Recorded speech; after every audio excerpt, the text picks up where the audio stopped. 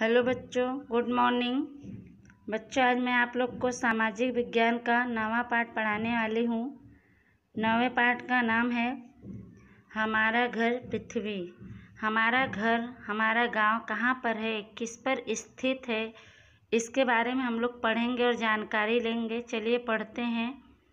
हम जहाँ रहते हैं वह हमारा गांव और घर है। यह सब किस पर है? ऐसा प्रश्न यानी सवाल हम सबको होता है या मन में आता है। उत्तर एकदम सरल यानी आसान है कि मेरा घर और गांव पृथ्वी पर स्थित है, इसलिए पृथ्वी हमारा विशाल घर कहलाती है। जो कितनी विशाल है न, जो कितनी बहुत बड़ी है, इसके बारे में कह रहे हैं कि हम जहाँ रहते हैं, हमारा गांव जहाँ है, घर जहाँ है, तो किस पर स्थित है, किस पर बना है। ऐसा प्रश्न, ऐसा सवाल सबके मन में आता है और इसका उत्तर एकदम आसान है कि हमारा घर और गांव पृथ्वी पर स्थित है, इसलिए पृथ्वी हमारा बहुत बड़ा घर कहलाती है। जो कितनी बड़ी है, आगे पढ़ेंगे। तो आइए अपने इस विशाल घर के बारे में थोड़ा जानें। आपको भी यह जानने का मन हो, यह स्वाभाविक है। आपको पता है हमारी पृथ्वी सौर परिवार का एक सदस्य है। अब यह सौर परिवार अर्थात क्या? आइए मैं आपको सौर परिवार की जानकारी देता हूँ। इसमें बता रहे हैं कि जो हमारा घर, हमारी पृथ्वी बहुत बड़ी है, उसके विषय में थोड़ी जानकारी लेते हैं। और इसके बारे में जानने की सबकी इच्छा होना स्वाभाविक है। सबके मन में ये भावनाएं, ये प्रश्न उठते हैं और कह रहे हैं कि आपको क्या पता है कि हमारी पृथ्वी सौर परिवार का एक सदस्य है। और सौर परिवार अर्थात होता क्या है, इसके बारे में, सौर परिवार के बारे में हम लोग आगे पढ़ेंगे और जानकारी लेंगे। चलिए पढ़ते हैं। सौर परिवार, सोलर सिस्टम। हमारा सूर्य मंदाकिनी तारामंडल का एक स्वयं प्रकाशित तारा है। स्वयं यानी खुद से प्रकाशित तारा है। इस तारे के आसपास छोटे बड़े सदस्य गोल स्वरूप यानी आकार में हैं। हमारी पृथ्वी इनमें से एक गोला है। इन सभी को हम ग्रहों के रूप में पहचानते हैं। सूर्य के गुरुत्वाकर्षण और प्रत्येक ग्रह के गुरुत्वाकर्षण बल के कारण सभी ग्रह सूर्य के आसपास वृत्ताकार स्वरूप में घूमते हैं। इन ग्रहों का अपना कोई प्रकाश नहीं है, सूर्य से मिलने वाले प्रकाश से प्रकाशित होते हैं। सौर परिवार के विविध ग्रह यानी अलग अलग ग्रह, विविध आकार यानी अलग अलग आकार, बनावट और स्वरूप वाले हैं। ये सभी ग्रह मिलकर हमारा सौर परिवार या सौरमंडल बनते हैं। इसमें बता रहे हैं सौर परिवार यानी सोलर सिस्टम इंग्लिश में कहते हैं, अंग्रेजी में। इसमें कह रहे हैं कि हमारा सूर्य मंदाकिनी तारामंडल का एक खुद प्रकाशित तारा है, जो अपने प्रकाश से प्रकाशित है। इस तारे के आसपास छोटे बड़े सदस्य गोल के रूप में हैं। हमारी पृथ्वी इनमें से एक गोला है। इन सभी को हम ग्रहों के रूप में जानते हैं, पहचानते हैं। सूर्य के गुरुत्वाकर्षण और प्रत्येक ग्रह के गुरुत्वाकर्षण बल के कारण सभी ग्रह सूर्य के आसपास वृत्ताकार स्वरूप में यानी रूप में घूमते हैं। इन ग्रहों का अपना कोई प्रकाश नहीं है, सूर्य से मिलने वाले प्रकाश से ये प्रकाशित होते हैं। सौर परिवार के अलग अलग ग्रह अलग अलग आकार के और स्वरूप वाले हैं। ये सभी ग्रह मिलकर हमारा सौर परिवार या सौरमंडल बनते हैं। आगे पढ़ते हैं। इस तरह ग्रहों, लघु ग्रहों यानी लघु मतलब होता है छोटा, लघु ग्रहों, धूमकेतुओं और उल्काओं का हमारे और सौरमंडल में समावेश होता है। तो आइए अपने इस सौरमंडल का परिचय यानी पहचान, जानकारी प्राप्त करें। इसमें कह रहे हैं कि इस तरह ग्रहों, लघु ग्रहों यानी छोटे छोटे ग्रहों, धूमकेतुओं और उल्काओं का हमारे सौरमंडल में समावेश होता है, समाविष्ट हैं सब। तो इनके बारे में हम लोग जानकारी प्राप्त करते हैं, सौरमंडल के विषय में जानकारी लेते हैं। चलिए आगे पढ़ते हैं। सूर्य यानी सन, अंग्रेजी में सन कहते हैं सूर्य को। इनके बारे में हम लोग पढ़ते हैं, जानकारी लेते हैं। सूर्य से हम परिचित हैं, यानी सूर्य को हम पहचानते हैं, जानते हैं। हमारे दैनिक का मतलब होता है रोज। दैनिक कार्यों की शुरुआत सूर्योदय से ही होती है ना। सूर्य सम्मानित तारा है जो पृथ्वी के जीवों का दाता माना जाता है। दाता यानी जीवन देने वाला। सूर्य पृथ्वी से लगभग 13 लाख गुना बड़ा है। उसके चारों ओर एक चक्कर लगाना हो तो 1000 किलोमीटर के वेग यानी रफ्तार से चलते विमान में बैठकर घूमें तो 107 वर्ष लग जाते हैं। सूर्य का गुरुत्वाकर्षण बल पृथ्वी की तुलना में 28 गुना अधिक है। इससे जिस पदार्थ का पृथ्वी पर वजन 1 किग्रा यानी 1 किलोग्राम हो तो उसका सूर्य पर वजन 28 किलोग्राम होता है। इस गुरुत्वाकर्षण शक्ति के कारण ग्रह अपने निश्चित मार्ग में रहते हैं और उसके आसपास घूमते हैं। पृथ्वी उससे 15 करोड़ किलोमीटर दूर है। सूर्य के प्रकाश को पृथ्वी पर पहुंचने में 8.25 मिनट का समय लगता है। इसमें कह रहे हैं कि सूर्य को हम जानते हैं, सूर्य से परिचित हैं। हमारे रोज़ के कार्यों की शुरुआत सूर्योदय से ही होता है, यानी सूर्य जब निकलते हैं, सुबह होती तब से ही शुरू होता है।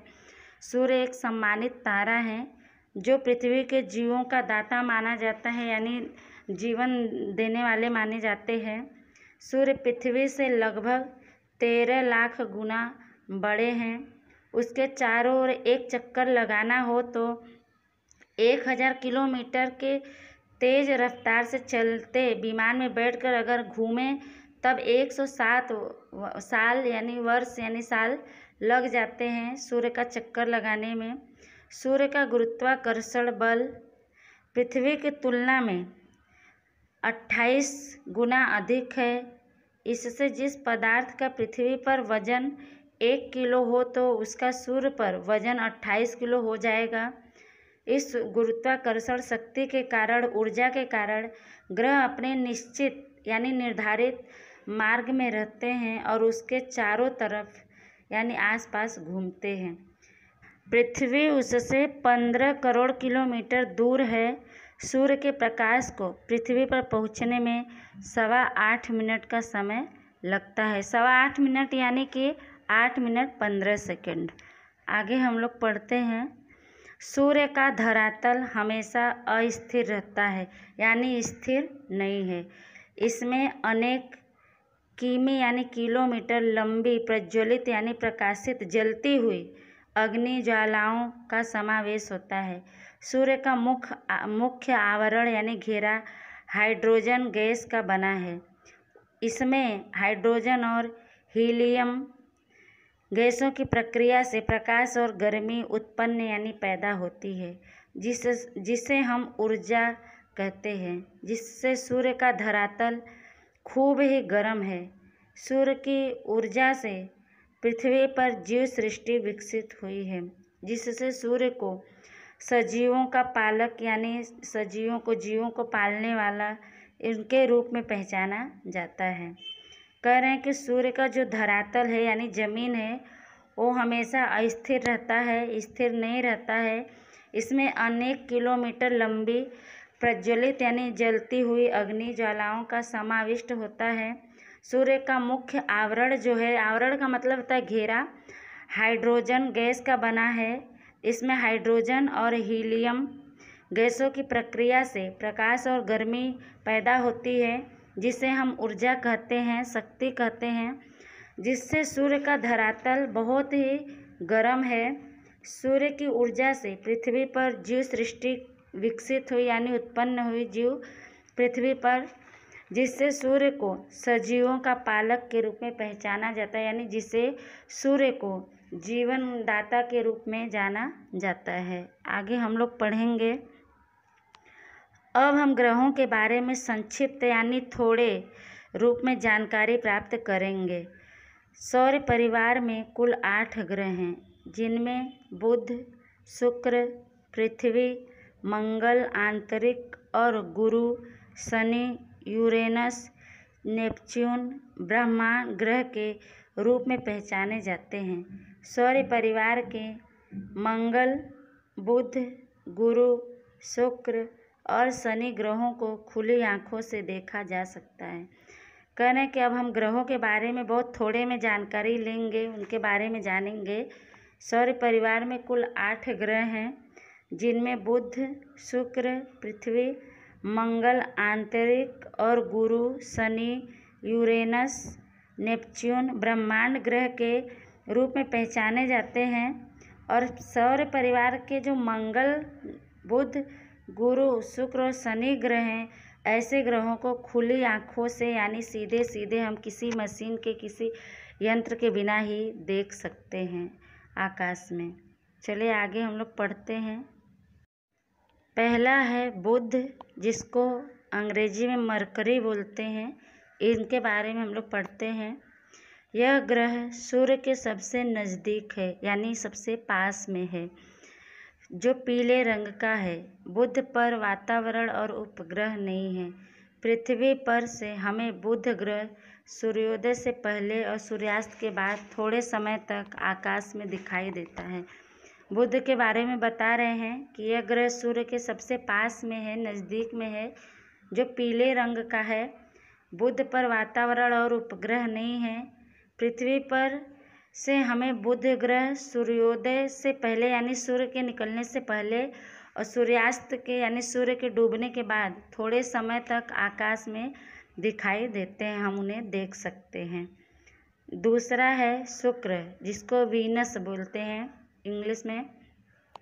सौर परिवार का सबसे चमकीला ग्रह है, जो आकार और वजन में पृथ्वी जैसा ही है, जैसे पृथ्वी का जुड़वा भाई। यह चमक में चंद्रमा जैसा दिखता है।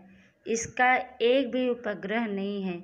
इसके आसपास गैसों और बादलों का घना यानी गहरा आवरण यानी घेरा होने से इसका अधिक अध्ययन नहीं हो सका। शुक्र के बारे में बता रहे हैं कि ये सौर परिवार का सबसे चमकीला यानी चमकता हुआ ग्रह है, जो आकार यानी बनावट में, स्वरूप में और वजन में पृथ्वी जैसा ही है। जैसे पृथ्वी का लगता है जुड़वा भाई है, एक जैसा ही दिखाई देता है स्वरूप में। यह चमक में चंद्रमा जैसा दिखता है। इसका कोई उपग्रह नहीं है।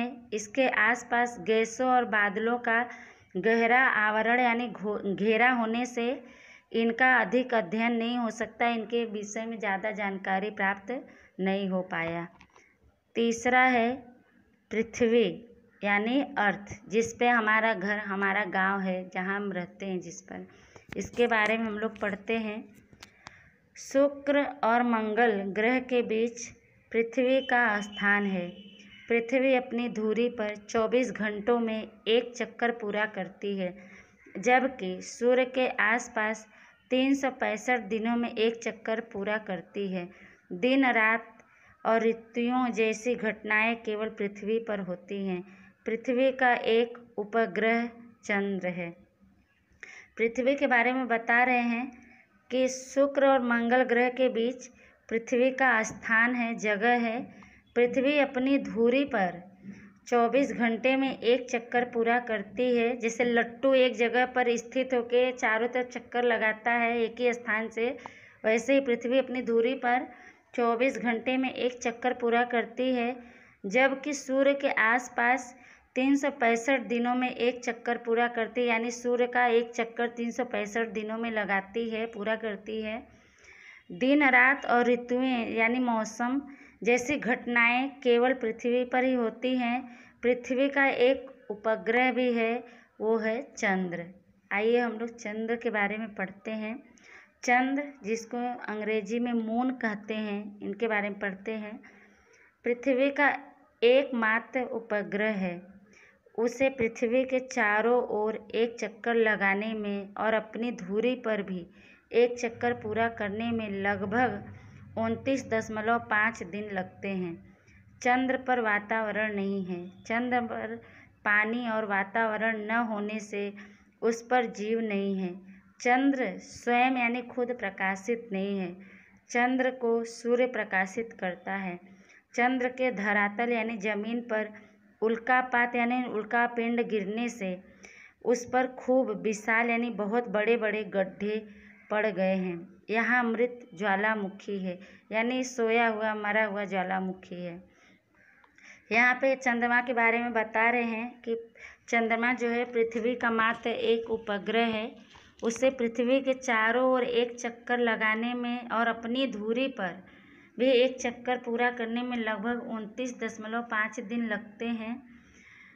चंद्र पर वातावरण नहीं है। चंद्र पर पानी और वातावरण न होने से, यानी ऑक्सीजन न होने से उस पर जीव नहीं है। चंद्रमा खुद प्रकाशित नहीं होते। चंद्रमा को प्रकाशित करने वाले सूर्य हैं, उनके प्रकाश से, सूर्य के प्रकाश से चंद्रमा प्रकाशित होता है। चंद्रमा के ज़मीन पर उल्कापात होने से, यानी उल्का पिंड गिरने से बहुत बड़े बड़े गड्ढे पड़ जाते हैं और यहाँ पे जो ज्वालामुखी है वो मृत है, मरा हुआ है। आगे हम लोग पढ़ते हैं, चौथा है मंगल यानी मार्स। इसके बारे में हम लोग पढ़ेंगे। लाल रंग का चमकता ग्रह है। मंगल पर कम वातावरण है। मंगल पर ऋतुओं के अनुसार पृथ्वी की अपेक्षा यानी तुलना में अधिक ठंडी और गर्मी पड़ती है। इसके 2 उपग्रह हैं। वैज्ञानिक मंगल ग्रह पर जीव सृष्टि विकसित करने का प्रयत्न कर रहे हैं। मंगल ग्रह के बारे में बता रहे हैं कि यह लाल रंग का चमकता ग्रह है। मंगल पर कम वातावरण है, यानी ऑक्सीजन है लेकिन कम है। मंगल पर ऋतुओं यानी मौसमों के अनुसार पृथ्वी की तुलना में बराबरी में अधिक ठंडी और अधिक गर्मी पड़ती है। इसके 2 उपग्रह हैं। वैज्ञानिक मंगल ग्रह पर जीव सृष्टि यानी लोगों के जीवन की उत्पत्ति के लिए प्रयत्न कर रहे हैं। अब आगे हम लोग पढ़ते हैं। आगे है 5वां गुरु, जिसे अंग्रेजी में जुपिटर बोलते हैं। इसके बारे में हम लोग पढ़ते हैं। गुरु हल्के पीले सफ़ेद रंग का ग्रह है। गुरु के आसपास गैसों का वातावरण है। यह ग्रह बहुत ही ठंडा होगा ऐसा माना जाता है। यह सौरमंडल का सबसे बड़ा ग्रह है। सूर्य के 79 उपग्रह हैं, जिसमें भी वैज्ञानिकों के में मतभेद पाया जाता है। मतभेद यानी लोगों के विचार एक दूसरे से मिलते नहीं हैं, लोगों का अलग अलग विचार है, जानकारी है। इस बड़े भीमकाय ग्रह को दूरबीन से देखने पर धब्बों वाला धरातल मनोहर लगता है। यानी मनोहर का मतलब होता है मन को आकर्षित करने वाला, लुभाने वाला। तो गुरु के बारे में बता रहे हैं कि गुरु ग्रह जो है हल्के पीले सफ़ेद रंग का ग्रह है। इसके आसपास गैसों का वातावरण है। यह ग्रह बहुत ही ठंडा होगा ऐसा लोगों का मानना है। यह सौरमंडल का सबसे बड़ा ग्रह है। सूर्य के 79 उपग्रह हैं, जिसमें भी वैज्ञानिकों में विचार अलग अलग है, लोगों की जानकारी अलग अलग है, एक दूसरे के विचार मिलते नहीं हैं। इस बड़े भीम का यानी बहुत बड़े आकार वाले ग्रह को दूरबीन से देखने पर धब्बों वाला धरातल, इसका ज़मीन यानी मनोहर लगता है, यानी मन को आकर्षित करने वाला लगता है। छठा हम लोग पढ़ते हैं शनि, जिसे सैटर्न बोलते हैं। इसके बारे में हम लोग पढ़ेंगे। सौर परिवार में गुरु और यूरेनस के बीच स्थित है। गुरु के बाद बड़ा ग्रह है। नीले रंग के तेजस्वी वलयों यानी घेरों से सुंदर लगता है। वलयों के कारण यह भिन्न लगता है। भिन्न का मतलब होता है अलग। इन वलयों से पहनी हुई पगड़ी जैसा लगने से शनि को पगड़ी ग्रह भी कहते हैं। शनि के 62 से अधिक उपग्रह हैं। सूर्य से दूर होने के कारण इसके धरातल का तापमान यानी गर्मी जो है कम है। शनि के बारे में बता रहे हैं कि सौर परिवार में गुरु और यूरेनस के बीच में शनि ग्रह स्थित है। गुरु के बाद यह सबसे बड़ा ग्रह है। यह नीले रंग के तेजस्वी घेरों से सुंदर लगता है, दिखाई देता है। वलयों यानी घेरों के कारण यह अलग लगता है अलग ग्रहों से। इन वलयों से पहनी हुई पगड़ी जैसा लगने से शनि को पगड़ी ग्रह भी कहते हैं। शनि के 62 से अधिक उपग्रह हैं।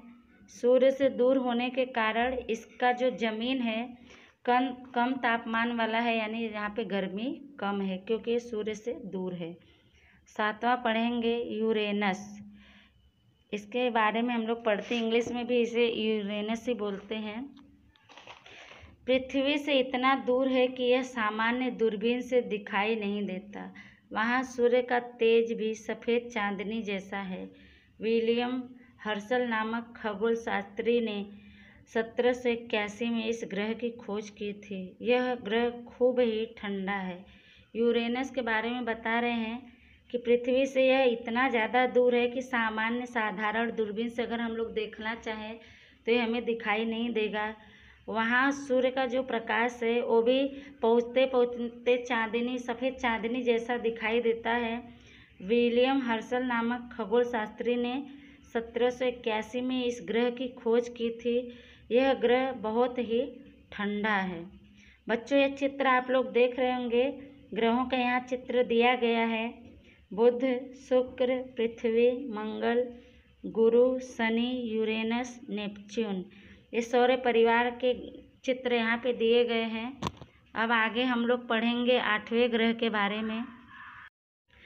8वां ग्रह नेपच्यून, इंग्लिश में भी इसे नेपच्यून ही कहते हैं। यह ग्रह हरे रंग का है। इसके वातावरण में मीथेन नामक जहरीली गैस है। इस ग्रह पर भी पृथ्वी की तरह ऋतु परिवर्तन पाया जाता है। नेपच्यून के बारे में बता रहे हैं कि यह ग्रह हरे रंग का है।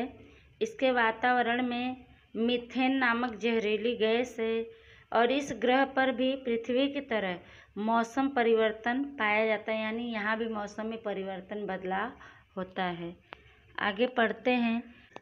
क्या आप ग्रहों के नाम सूर्य से उसके स्थान अनुसार याद करेंगे तो इतना ही बोलें। My very excellent mother just saved us noodles. My का मतलब मरकरी, वेरी का मतलब वीनस, एक्सीलेंट का मतलब अर्थ, मदर का मतलब Mars, just Jupiter, saved Saturn, us Uranus, noodles, Neptune. ये आप एक लाइन याद कर लेंगे तो इससे आप 8 ग्रहों के नाम को आसानी से याद कर सकते। बहुत साधारण, अच्छे सरल भाषा में समझा दिए हैं। आइए हम लोग पढ़ते हैं उल्का के बारे में। कई बार आपको आकाश में तारा गिरता हुआ दिखाई देता है ना।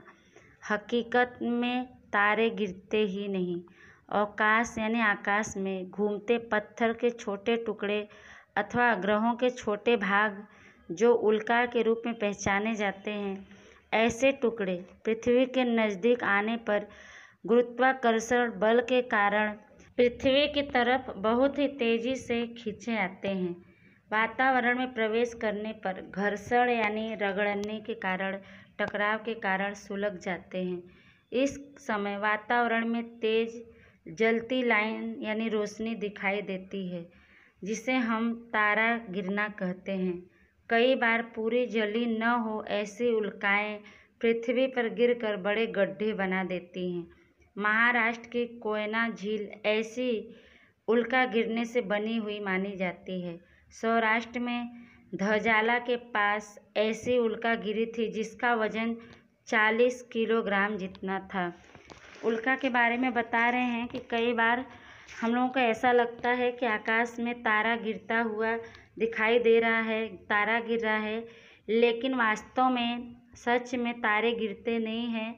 आकाश में घूमते पत्थर के छोटे टुकड़े अथवा ग्रहों के छोटे भाग जो उल्का के रूप में पहचाने जाते हैं, ऐसे टुकड़े पृथ्वी के पास आने पर गुरुत्वाकर्षण यानी बल के कारण, शक्ति के कारण जो खिंचाव है, उस बल के कारण पृथ्वी की तरफ बहुत तेज़ी से खींचे आते हैं।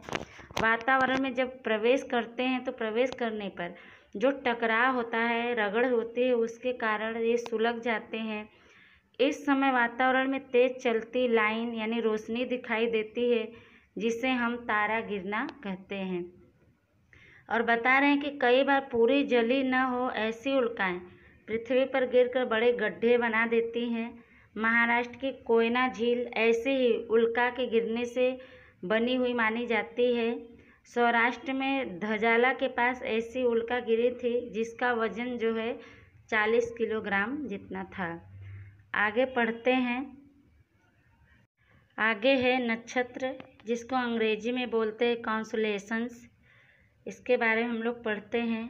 विशाल अर्थ में कोई भी तारों का समूह यानी दल अथवा अकेला तारा भी नक्षत्र कहलाता है। कई तारों के समूह के कारण उनका निश्चित आकार यानी स्वरूप तैयार हुआ है। यह कभी हंस जैसा तो कभी गरुड़ जैसा दिखाई देता है।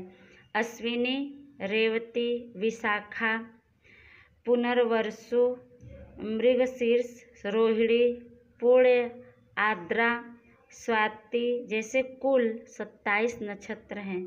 आकाश में चंद्र के आसपास 2-3 नक्षत्रों को पहचानने के लिए चंद्रमा को देखते रहना पड़ता है। नक्षत्रों को याद रखना मुश्किल है, परंतु बार बार देखने और समझने से उन्हें आसानी से याद रखा जा सकता है। कुछ नाम तो शुभ कार्य यानी शुभ समय के साथ याद रखा जाता है, जैसे कि पूरे नक्षत्रों में सोने चांदी की खरीदारी की जाती है। यह बात हुई हमारे सौर परिवार अर्थात सौरमंडल की।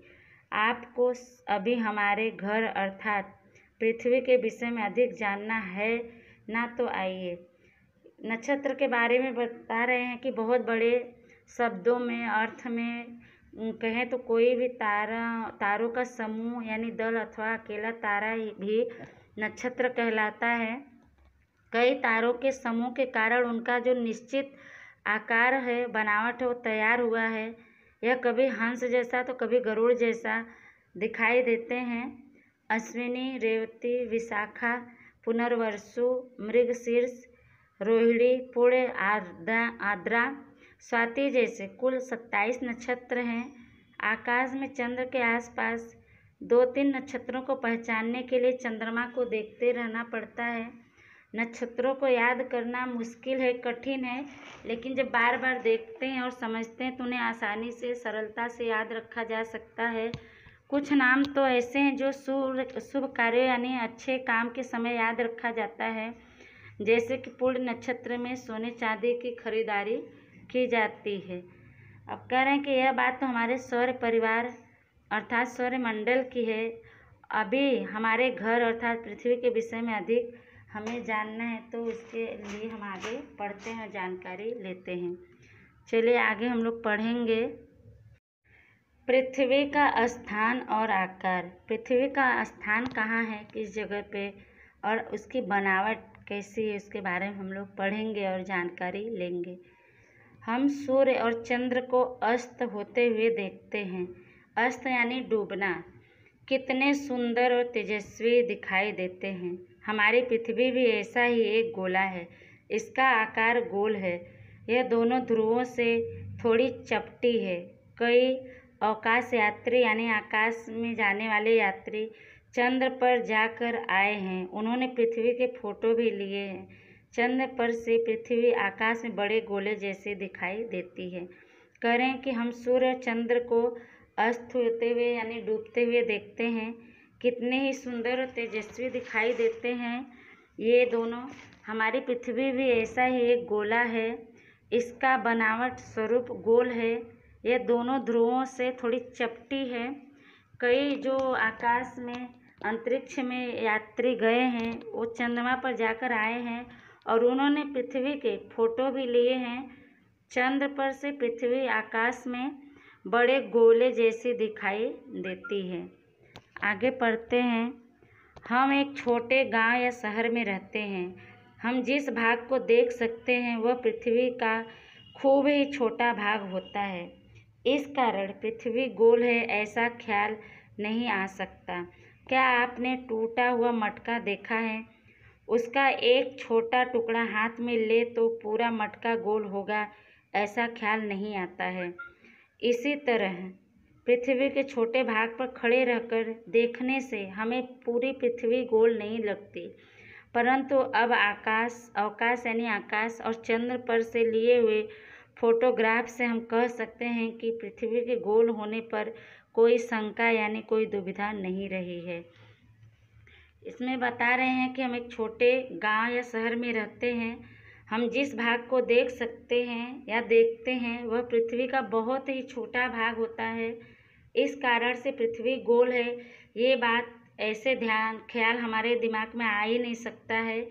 कह रहे हैं कि क्या आपने टूटा हुआ मटका देखा है? अगर मटका टूट जाए और उसका एक भाग लेकर, एक टुकड़ा लेकर हम देखें और ये सोचे कि पृथ्वी मटका पूरा गोल है, तो ये ध्यान हमारे दिमाग में नहीं आ सकता है। तो कह रहे हैं कि इसलिए पृथ्वी के छोटे से भाग पर खड़े रहकर पृथ्वी को देखने से हमें कभी ये नहीं जानकारी मिल सकती कि पृथ्वी गोल है, हमें पृथ्वी गोल कभी नहीं लग सकती। लेकिन जब आकाश और चंद्रमा पर से लिए गए जो फोटो हैं उसको देखकर हम कह सकते हैं कि पृथ्वी हमारी गोल है और उसके गोल होने पर कोई शंका दुविधा नहीं रह गई है। आगे हम लोग पढ़ेंगे। पृथ्वी गेंद जैसी गोल नहीं परंतु नारंगी जैसी है।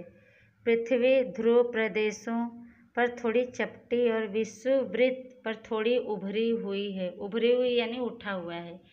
ध्रुव वृत्त से पृथ्वी का मध्य भाग यानी बीच का भाग मोटा है। हम अब तो पृथ्वी का घनफल और वजन भी जान सकते हैं। पृथ्वी का अध्ययन करने के लिए पृथ्वी के ग्लोब का उपयोग किया जाता है, जिस पर दुनिया का मानचित्र बना होता है। उसमें महाद्वीपों, महासागरों तथा महत्वपूर्ण वृत्तों के नाम लिखे होते हैं। ग्लोब इस पृथ्वी की छोटी प्रतिकृति है, यानी इसका छोटा सा स्वरूप दिया गया है, आकार दिया गया है उसको समझने के लिए। पृथ्वी के ग्लोब पर आप उत्तरी ध्रुव और दक्षिणी ध्रुव बता सकते हैं। पृथ्वी के ग्लोब से जान सकते हैं कि पृथ्वी एक तरफ झुकी हुई है। इसमें कह रहे हैं कि पृथ्वी गेंद जैसी गोल नहीं है लेकिन नारंगी जैसी है। नारंगी यानी संतरा के आकार का है। पृथ्वी ध्रुव प्रदेशों पर थोड़ी चपटी और विषुववृत्त पर थोड़ी उभरी हुई यानी उठा हुआ है। ध्रुव वृत्त से पृथ्वी का जो मध्य भाग है यानी बीच का भाग है थोड़ा मोटा है। हम अब तो पृथ्वी का घनफल और वजन भी जान सकते हैं कि हमारी पृथ्वी का घनफल और वजन क्या है, कितना है।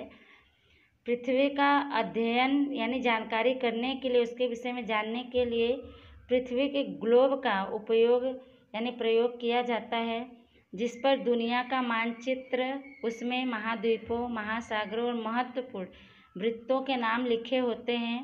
ग्लोब जो बनाया गया है वो पृथ्वी की आकार का छोटी सी प्रतिकृति यानी उसका स्वरूप है। पृथ्वी के ग्लोब पर आप उत्तरी ध्रुव, दक्षिणी ध्रुव बता सकते हैं। पृथ्वी के ग्लोब से जान सकते हैं कि पृथ्वी एक तरफ झुकी हुई है। उपग्रह से पृथ्वी की तस्वीर जो लिया गया है, बच्चों ये चित्र आप लोग देख सकते हैं, चित्र दिया गया है इसमें। आगे हम लोग पढ़ते हैं। ध्रुव तारा यानी पोल स्टार, इसके बारे में हम लोग पढ़ते हैं। आकाश में एक तारा ऐसा है जो कि हमेशा आकाश में एक ही दिशा में एक ही स्थान पर दिखाई देता है। तो फिर इस तारे को खोजना, पहचानना किस तरह? इस तारे को सप्तर्षि तारों के समूह की मदद से सरलता यानी आसानी से खोज सकते हैं। सप्तर्षि के आगे दो तारों को जोड़ती काल्पनिक रेखाओं की दिशा में आगे बढ़ने पर एक तेजस्वी तारा आपको दिखाई देगा। बस यह ध्रुव तारा है। समुद्री यात्रा करने वाले अथवा रेगिस्तान में यात्रा करने वाले लोग ध्रुव तारे को आसानी से खोज लेते हैं। यह तारा जिस दिशा में दिखाई देता है वह उत्तर दिशा है। यह तारा पृथ्वी के उत्तरी गोलार्ध में ही दिखाई देता है।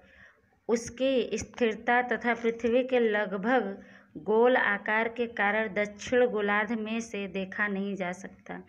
ध्रुव तारा के बारे में बता रहे हैं कि आकाश में एक ऐसा तारा है जो हमेशा आकाश में एक ही दिशा में एक ही स्थान में दिखाई देता है। तो फिर इस तारे को खोजना, पहचानना कैसे होगा?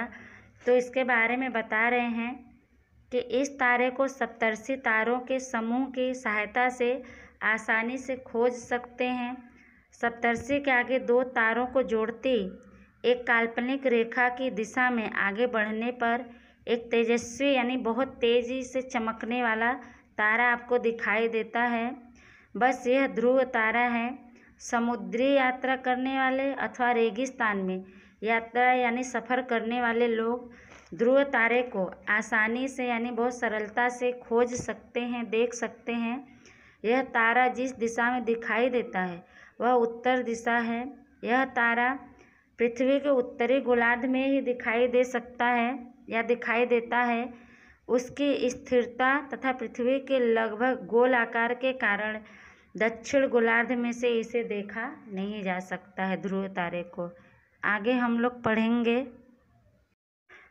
अक्षांश देशांतर, जिसे बोलते हैं लेटीट्यूड लॉन्गिट्यूड।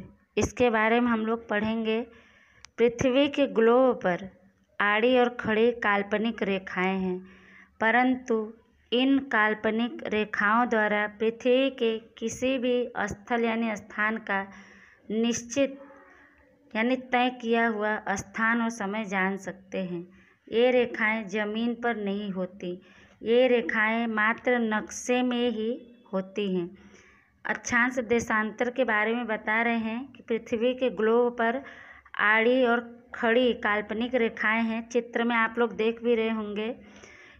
परंतु इन काल्पनिक रेखाओं द्वारा पृथ्वी के किसी भी जगह का निश्चित यानी निर्धारित स्थान और समय जान सकते हैं।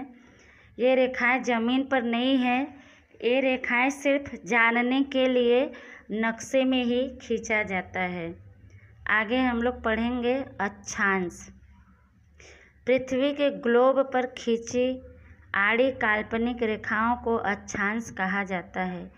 पृथ्वी की सतह पर किसी भी स्थान को यदि सीधी काल्पनिक रेखा से पृथ्वी के केंद्र के साथ जोड़ा जाए तो उस रेखा से विषुववृत्तीय काल्पनिक धरातल के साथ केंद्र पर जितने अंश का कोण बनता है उतना उस स्थान का अक्षांश बनता है। अक्षांश वृत्तों की कुल संख्या 181 है। अक्षांश के बारे में बता रहे हैं कि पृथ्वी के ग्लोब पर खींची आड़ी काल्पनिक रेखाओं को अक्षांश कहते हैं।